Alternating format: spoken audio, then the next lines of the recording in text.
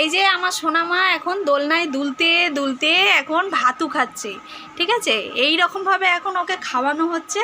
এই যে ঘরের ভেতরে দোলনা কিভাবে টাঙানো হয়েছে জাস্ট দেখুন।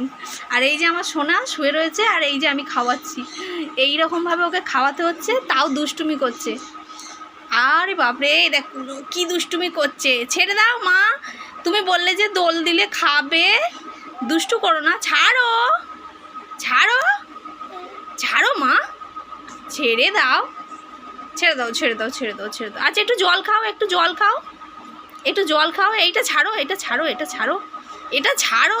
আচ্ছা একটু জল খাও, একটু জল খাও। চামচটাই নিয়ে নিল, হ্যাঁ ভগবান।